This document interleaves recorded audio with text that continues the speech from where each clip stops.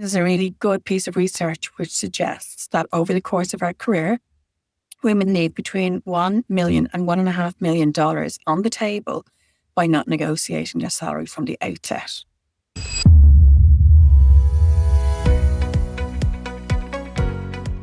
Welcome to the Human Side of Business podcast with me, Louisa Meehan. We're exploring real stories from the trenches of people management. Each episode explores the situations business leaders have actually faced, the wins that surprised them, the failures that told them, the funny moments that kept them sane, and the challenging times that tested their resolve. We dig into what worked, what spectacularly didn't work, and the lessons learned along the way. This is about the messy, unpredictable, rewarding reality of managing humans, not the sanitized version you read about in business books.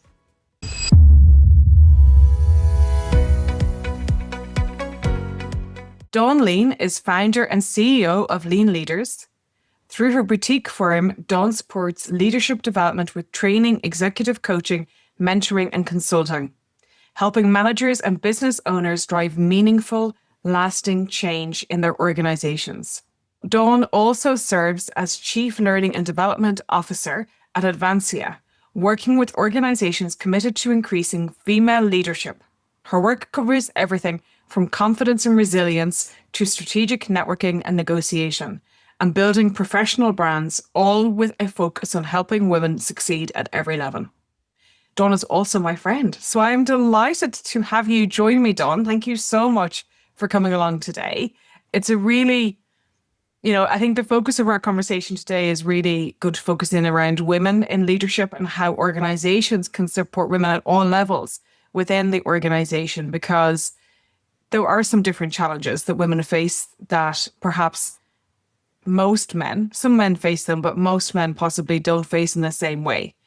Could you maybe, before we get into the technical areas in relation to it, could you maybe just talk through, with the women that you've supported over the many years you've been doing this, what are the key themes that keep coming up for you?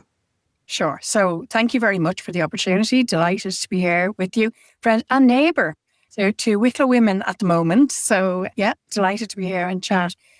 In terms of, I suppose, some of the issues that I see come up time and time again for women, I suppose from kind of an overarching perspective, I think the fundamental challenge is that, women in senior roles in organizations is a relatively recent concept. We didn't have it 50 years ago. And so for men in organizations, the workplace was designed by men for men in a time when men were the ones who went out to work typically and women stayed at home. And that's not in any way a negative towards men, but that's the reality of what we're trying to navigate. Yes. And so in those days, back in the 1970s, when we had the marriage bar, when, women could continue to work and have a professional career in caring type roles like teaching and nursing, from there, we've come to a place where women now are actively encouraged to move into senior roles in organizations. But men have had generations of sort of learning by osmosis and knowing all of the things and what we call the unwritten rules, the things they don't teach you in your undergraduate degree, they're not in the employee handbook, how things really work in organizations. And for me, I find that's the piece that women often miss. So women often think it's about, doing a great job, doing more tasks, putting your head down, delivering. And of course, that's part of it. But this whole layer of competencies and behaviours and skills that go on top of that to help people become promotable and move into senior roles. So, we get to a point where in our early careers, we're promoted based on what we call our technical skills. So I'm a very good internal auditor, I'm a very good HR business partner. But then when we start getting into the more senior levels, it's expected, that becomes the baseline, that I will consistently deliver high quality work to a high standard. And now it becomes about all of those other things. And to me, that's where I see the gap for women. They don't move into those other things. And the expectation is that it will always be about the work, being busy, constantly having the head down, moving from one thing to the next. And then when they missed out on the promotion opportunity or they don't get the tap on the shoulder, they just double down on the work as opposed to creating a bit of space and asking themselves, what do I need to do? Whereas men are much better, and it's sort of more intrinsic in them that they network. They don't have to think about it. For most of them, it's just they network with great ease. It's going for the coffee, it's going to the gym, it's those conversations. But it's not always obvious to women. And I think that's one of the biggest challenges that I see in the workplace today. And this might be unfair on men, but would you think that, for some women at least, like a lot of what you're talking about, the networking, the going to the gym, the having the coffee, that's stuff that men typically can do on top of doing the day job. But for women, oftentimes they have other responsibilities when they're not in the day job. So they don't have that extra 3 or 4 hours a week to put into building those informal relationships. Do you see that as having an impact? Definitely. If you take networking, for example, one of the things that women will say all the time is, I don't have time. But it's not about copying what men do. It's about looking at how they achieve and adapting that into something that works for you. So if you've got 20 minutes a week to spend on networking, as long as you're strategic about it, you can still get really great value from that. If you think about your professional brand, and it doesn't always have to be outside work. Sometimes we feel very guilty about carving out time in work for these things. Yeah. When we've got a heavy workload, we've got lots of deadlines, when our colleagues are all very busy. But it is part of leadership development to do those things, to take yourself off for a coffee with a notebook and start thinking about, what is my brand all about? Or what do I need to do to develop a better relationship with that person? Or what's that dynamic all about? How can I change it? That's actually part of the role. I think that's one of the fundamentals, in that women see it almost as something additional or a bolt-on or something to do, whereas men do it as part of their role, as part of their leadership position.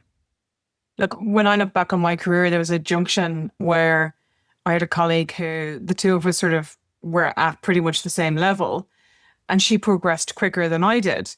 And my education was stronger than hers. She had more experience, but I had more education. So we were, on paper, we were at least equal, and you could argue either way. But one of the key things was, within the organization that we were in, she had a brother who was in a senior position who gave her the kind of advice that you're talking about. I had nobody.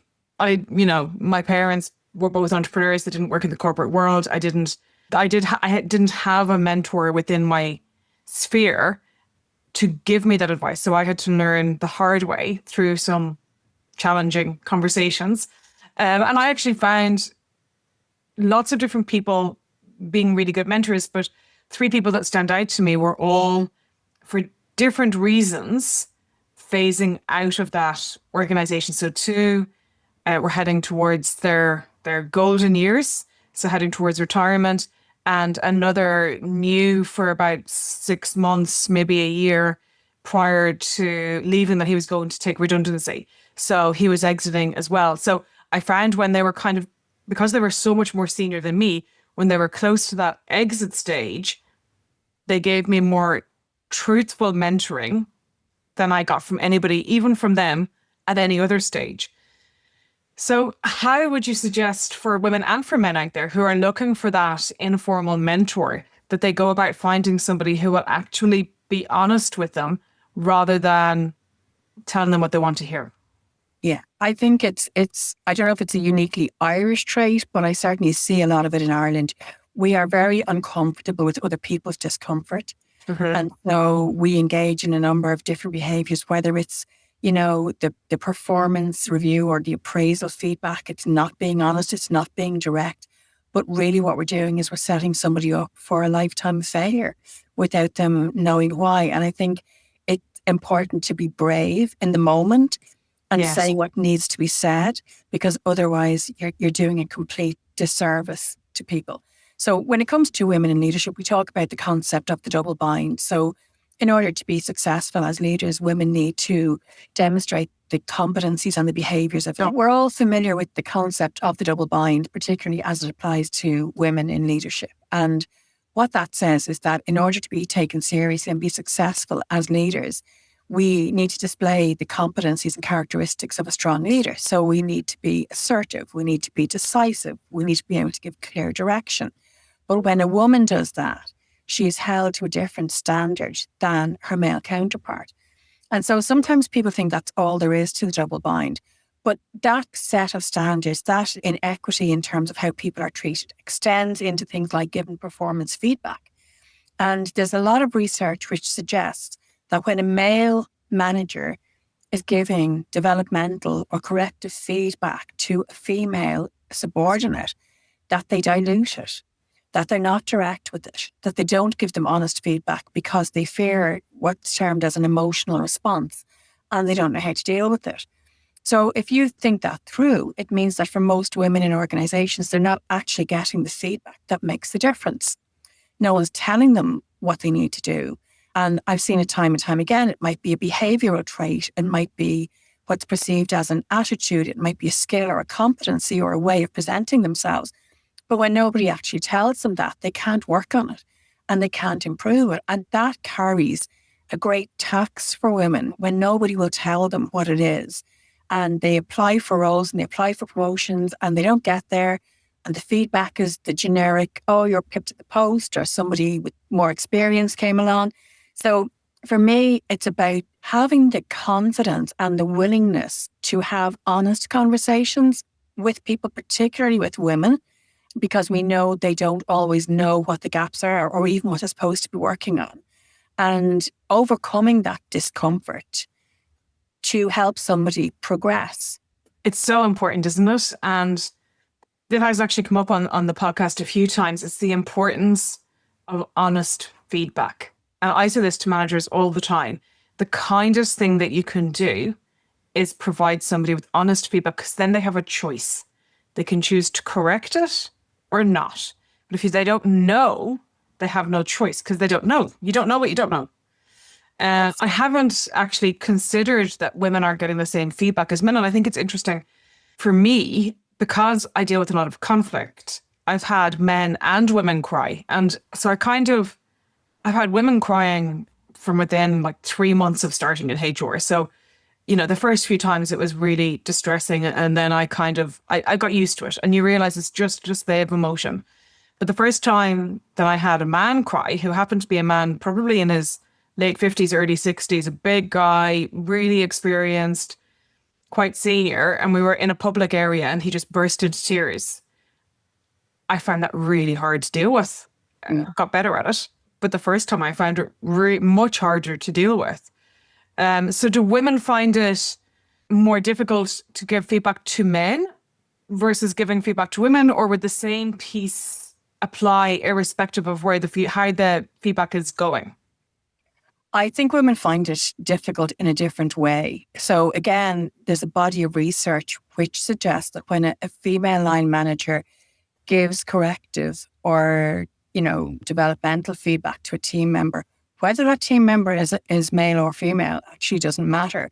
Okay. But they are often perceived as being less competent for giving that feedback. That is sort of, oh, well, you didn't tell me, or you don't really understand what I do, or if you knew the first thing about this. And so it is very difficult for women who are navigating lots of different challenges in the workplace, most of them not immediately obvious when it comes to giving that feedback. But it's absolutely crucial because, we touched on professional brand earlier on, and that is part of your brand. And that's part of what you've been assessed on. And I did this myself in my early career. I had somebody who I had to give an awful piece of feedback to, and I avoided it and I evaded it because I didn't feel confident. I didn't feel comfortable. I knew I was going to be met with an extremely aggressive response. There was going to be absolutely no meeting halfway, or maybe there's something in this.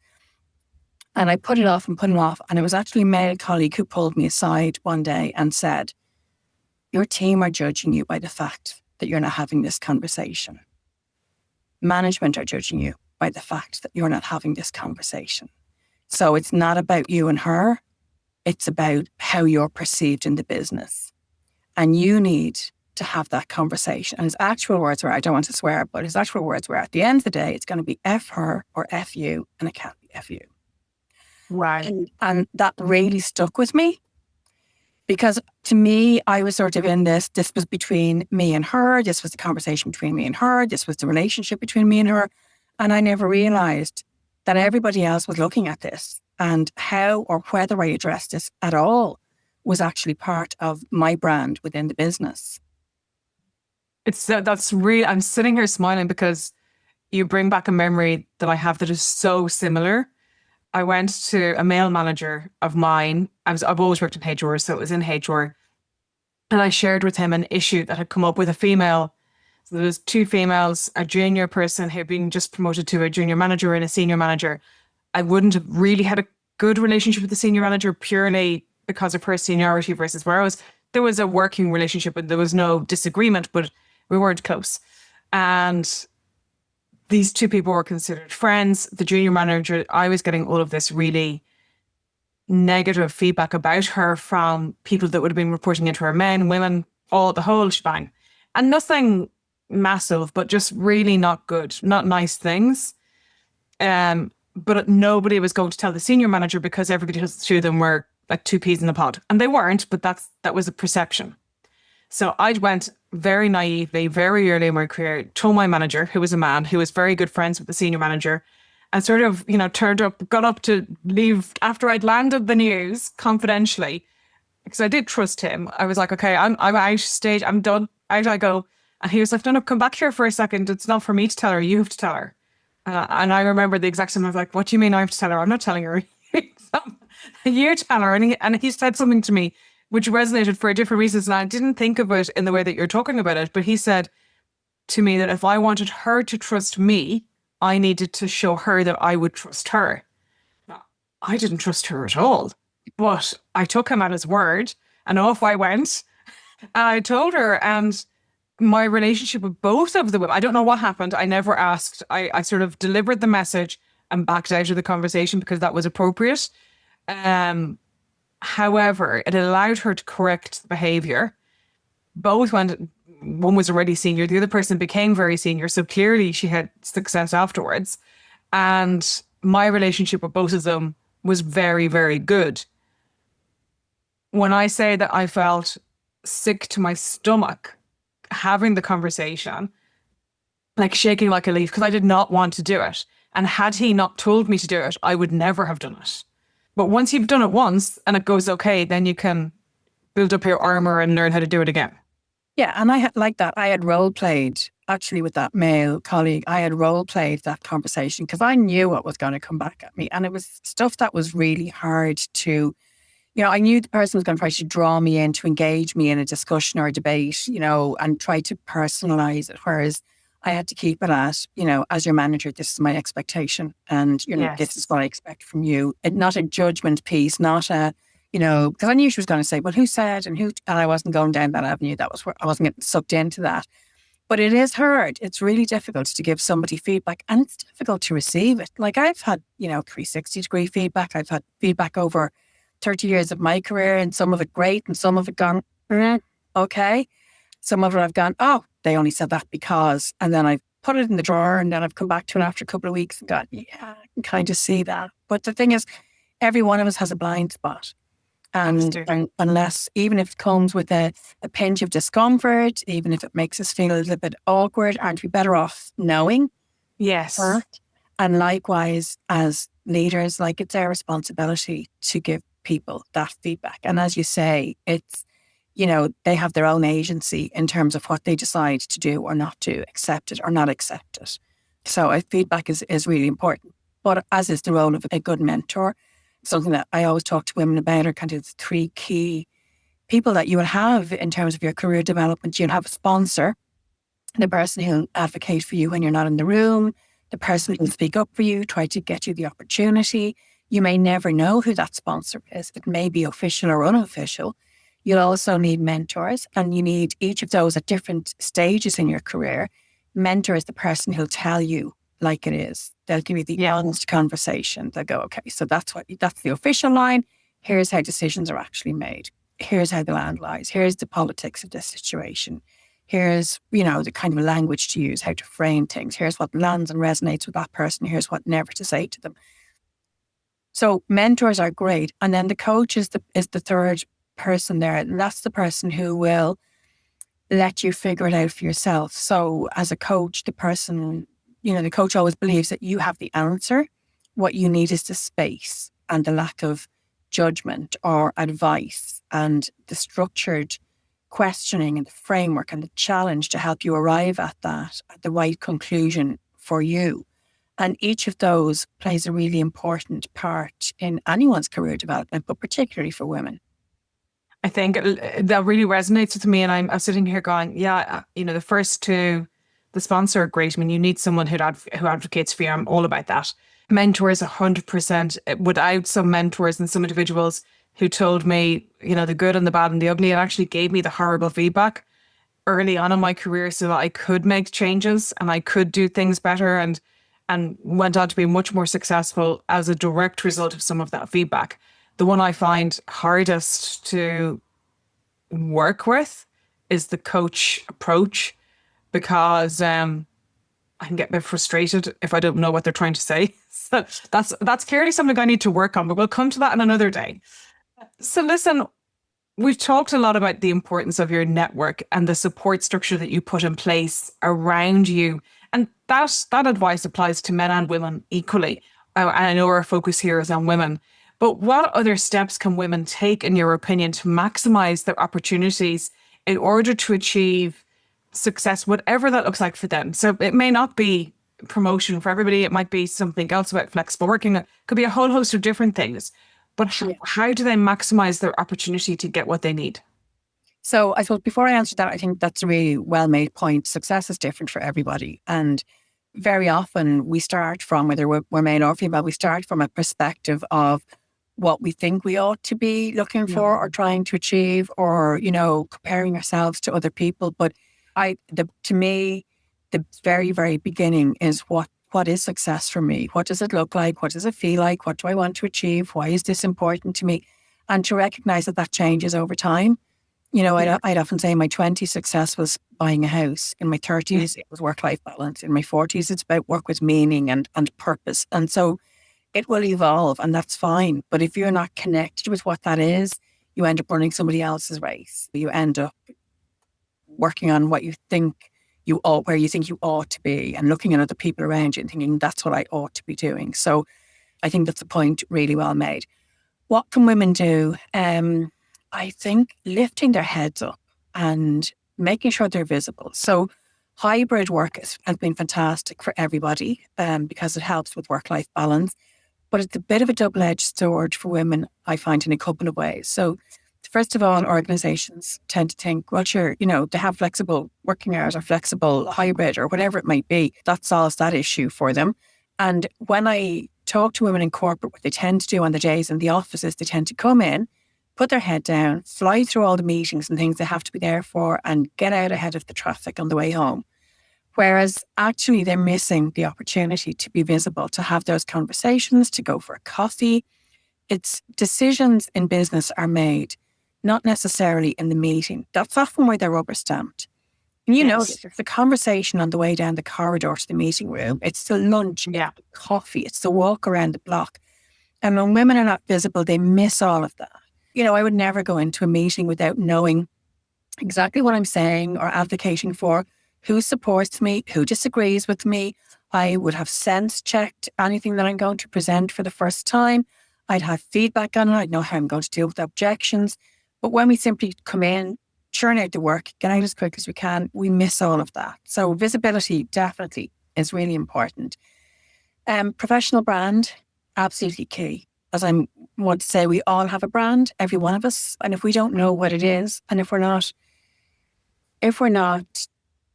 clear about what it is, if we don't take ownership of it and decide what it is, then other people are defining our brand. Our brand is our reputation. It's what other people say about us. So, we need to take ownership and control of that. And the other thing that I would say women really need to understand is the ability to negotiate for themselves and salary negotiation. And the fact that they not only have permission to negotiate, but that there is an expectation that they will negotiate. And that there is, I guess, a dance or a system or a science to that negotiation. It's not just, I'm a lovely person and I do a great job, so I deserve more money. It's understanding that business is in business to make money. That's what they're there for. And if they're going to give you a percentage of, an increase of 10%, then what's the return they're expecting on that? And how do you communicate that? It's all about your value and your impact in the business. And yes, sometimes as women, we personalize it. I've been there myself. I've done all the prep. I've gone in to have the salary conversation. I've sat there. I've been unable to speak. I've been told, this is what we're giving you. I've gone away saying, thanks very much, and kicked myself all the way back down the corridor because it's difficult. But again, there's a really good piece of research which suggests that over the course of our career, women leave between $1 million and $1.5 million on the table by not negotiating their salary from the outset. Right, say that again. That is really sounds a lot of money. But do the math. Start from your very first role, because every salary increase, whether you stay within the same organization or move to another one, is based on your current salary. It's not necessarily based on the salary for the role. It's based on, we'll give her 5% or 10% or whatever it is. And when you look at things like pension contribution, bonus, all of that, like it mounts up pretty quickly. And I don't know about you, but I could certainly do with another million or $500,000 at this stage in my life. You know what? I think as much as I could do it, my husband would be delighted. So it could make men a lot happier too if women had it. Absolutely. But again, it's the ability. It's having permission to negotiate, and it's the ability to negotiate well and understand what that negotiation actually looks like. I think, you mentioned it earlier. It's really frustrating as a woman when you're going to negotiate or you raise a problem or you have a reaction to something that you get she's just hormonal or she's just a bit emotional. Like, men are every bit as emotional as women. I deal with people in conflict all the time. They have all the same emotions that women have. They might show them differently, but they have them. Sometimes they have a lot more. Lots of emotional men, no shortage of them. No shortage of them. And yet women get labelled as sort of these hysterical, emotional creatures that we don't quite know what to do with. And in reality, I find in the workplace, with the work that I do, it's so much easier for me if it's clear where somebody is at emotionally and how they're feeling about something versus where I'm trying to guess and figure it out for myself through their behaviors. So if somebody tells me this is really upsetting me because, I'm like, okay, well, I can deal with that. If somebody tells me that they're fine with it, then their behaviors demonstrate that they're really upset. Well, I'm like, what's going on here? It's confusing. So yeah. I think emotions get a bad rap, and women certainly get labeled as being emotional quite a bit. Would you agree? Absolutely. But emotions are important. And when I talk to women, particularly about their brand, it's like when you're thinking about what your brand is, think about what emotion you want to engender in people. Do you want them to feel confident, inspired, energized? What do you, safe? What do you want them to feel? So it's not that we just deny emotions or cut them out of their workplace. And I've often spoken to women who said, I just burst into tears, but I'm not, I've had to reassure the man that I was in the meeting with that this is frustration or this is anger or this is something else, and just ignore it. I'm not crying because I've had my feelings hurt. It's just a response. I don't have the control over it, but I want to keep going. I want to keep having the conversation. So yes. I think sometimes that emotion can be a bit of a cop-out to avoid difficult conversations and situations. Yeah, I think that's a really good way of putting it. Listen, I'm going to come back to money because, if I can get an extra, well, I probably can't get the 1.5 million at this stage of my career, but, even half of it I'd be willing to get. One of the interesting developments that's come down from the EU is around the gender pay gap reporting and pay transparency that's coming in next year. So could you explain for listeners who maybe aren't au fait with that or don't fully understand what that's about and what the benefits of it are for women in organizations? Could you just maybe elaborate on that? Yeah, absolutely. So I think this is the third year of gender pay gap reporting. And it started out with big corporations, and each year the size of the organization that has to report on its gender pay gap has decreased. So in this year, organizations with more than 50 employees have to report on their gender pay gap. And I think there's a lot of confusion around this because people think it's about equal work for equal pay, and it's actually not. It's about looking at who are the highest earners in the organization. Are they male or female? Mm-hmm. What's the proportion of people who earn bonuses within certain brackets, male or female? And the whole idea is to look at the disparity between the seniority and senior levels of roles in organizations. Because if we were to do an org chart, we could kind of fudge it to make it look a little bit more balanced. When we look at what people are actually paid, their bonuses, their salaries, their benefits, that's black and white, and that tells its own story. So I think gender pay gap reporting has been a really, really useful tool because it's got organizations to actually look at themselves because they need to. Not only do they have to publish their gender pay gap, but they have to publish a report. It's public. Yeah. I think the government were due to have a portal where every organization would actually publish their pay gap reports. I don't think that's fully ready yet. And I think there's a trial run with some IBEC member companies this year, but they have to publish it on their website or somewhere that's visible to the public. Yeah. And they have to share that with their employees and their teams if they want. Now, that's quite a public statement of where an organization is in terms of its gender balance. So I think with that and with the Pay Transparency Directive that's coming in next year, I think they're two really important tools in highlighting the inequities between men and women in organizations and getting organizations to ask themselves, why is that? Because for the main part, it's unintentional. It's just, again, workplace was designed by men, for men. There's a lot of unconscious bias in hiring. We tend to hire people who are like us. And so there's lots of genuine reasons for it, but it's what do we do? What do we do with this information? How do we get to a more equitable place? Look, I think when we think about progression, particularly into those more high earning positions or key positions, one thing that I hesitate to say, but I imagine almost every HR person in the country who's around long enough has heard some leader at some point say, I shouldn't say this, but I don't want to appoint her because what if she gets pregnant?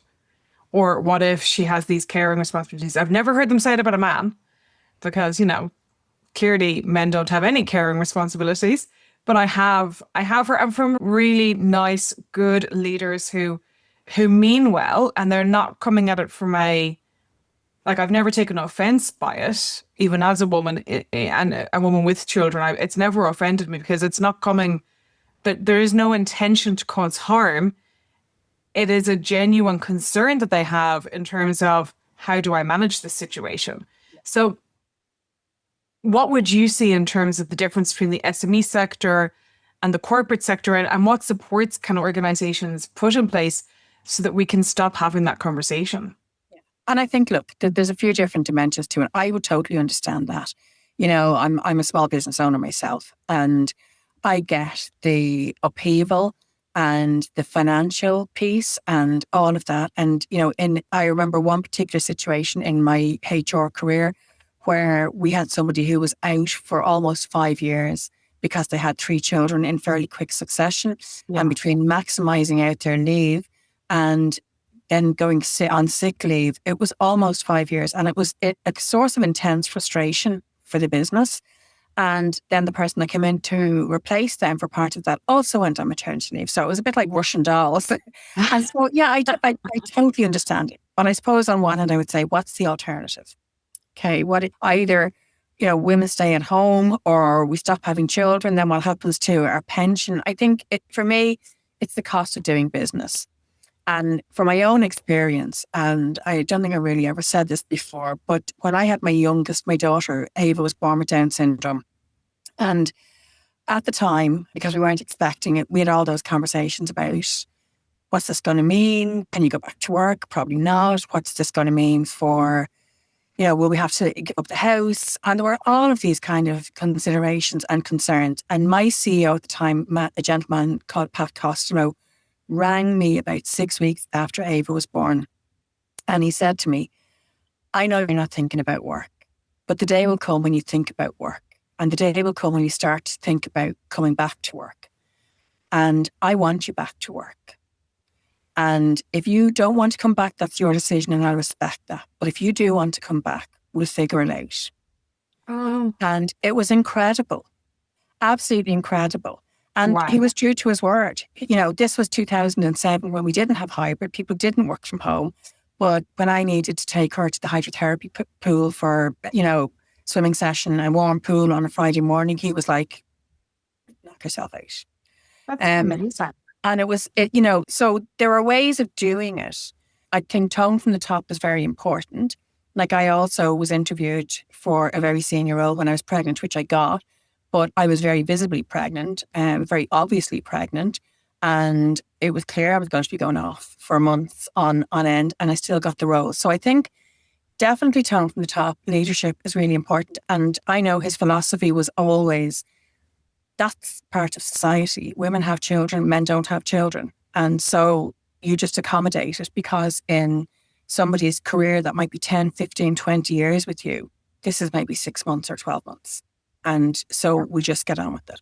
Now, I know there are different organizations that have different degrees to which they can tolerate what comes with that. I always think when it comes to improving gender balance and gender equity, there's a sort of a Venn diagram.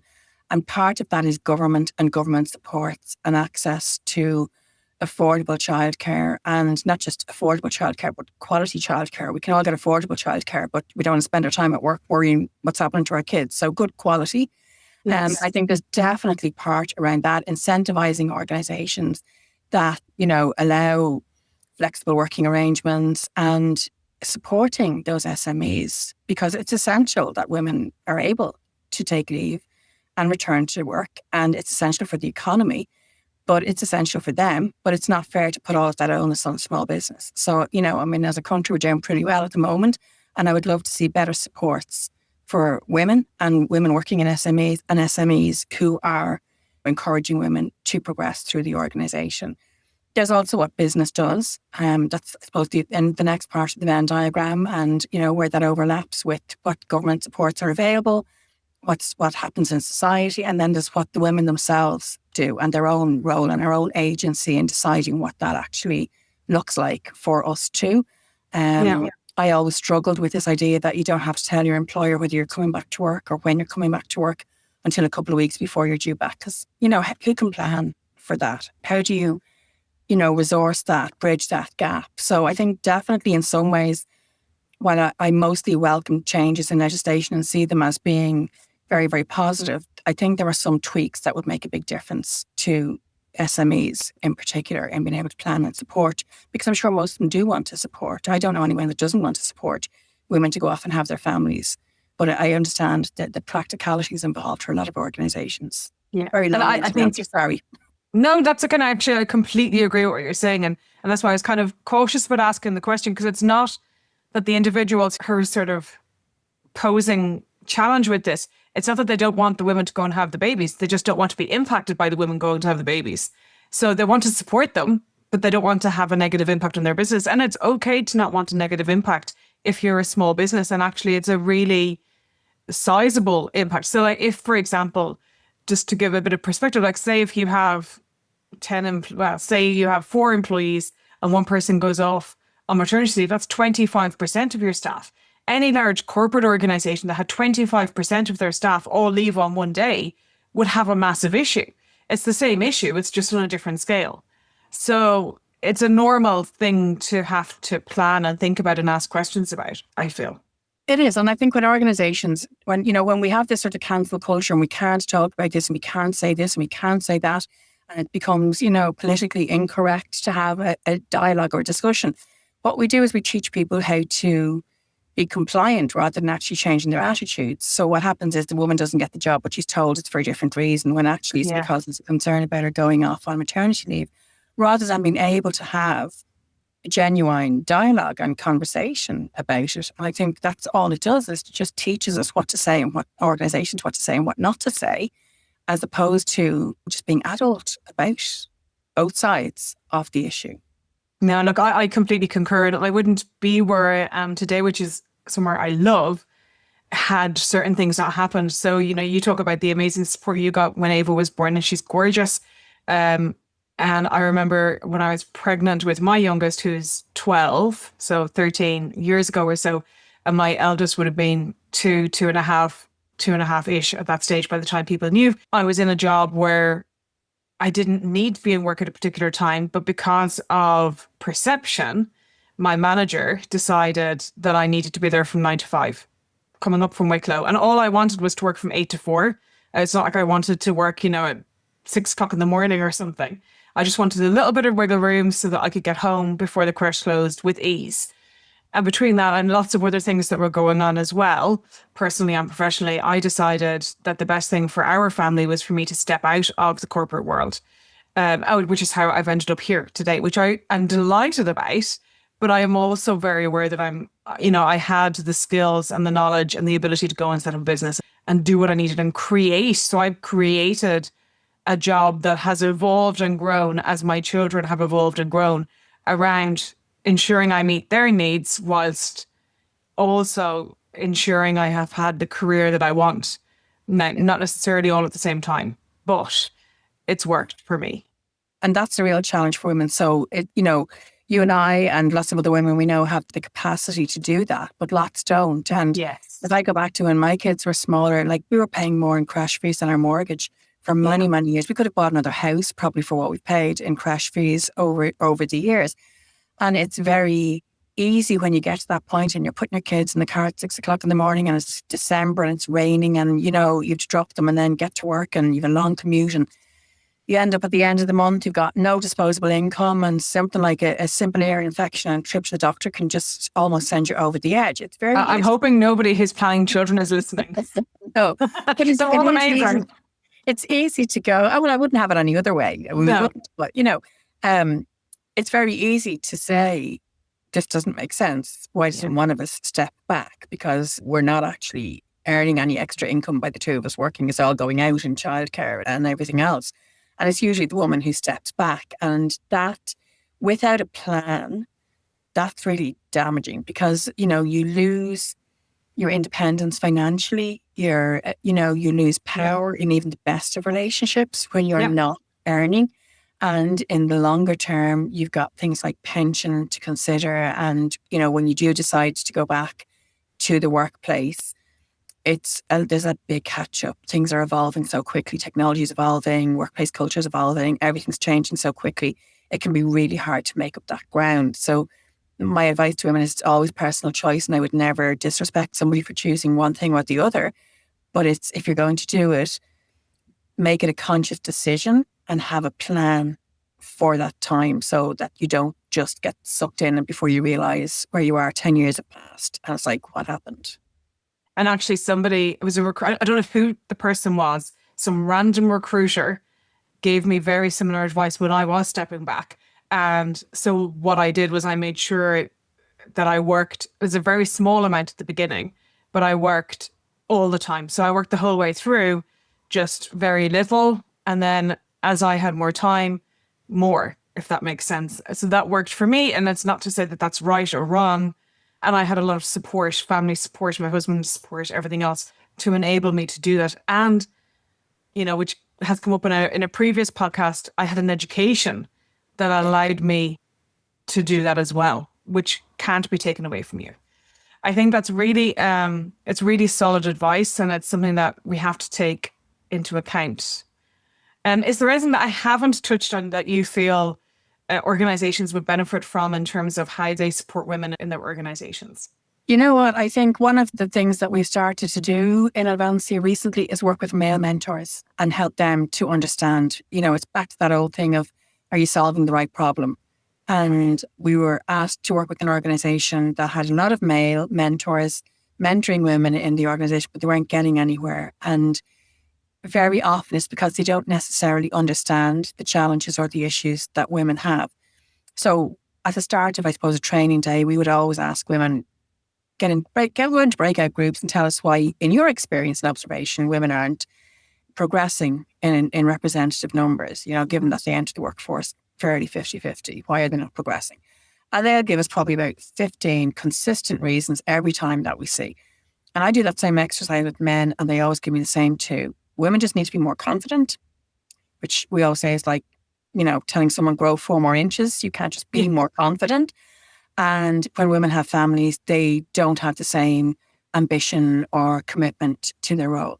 So I would say educating male mentors about what the challenges are that women actually face so that they can recognize them and identify them and help them solve the right issues and the right problems rather than those kind of trite assumptions that people often make about women in the workplace.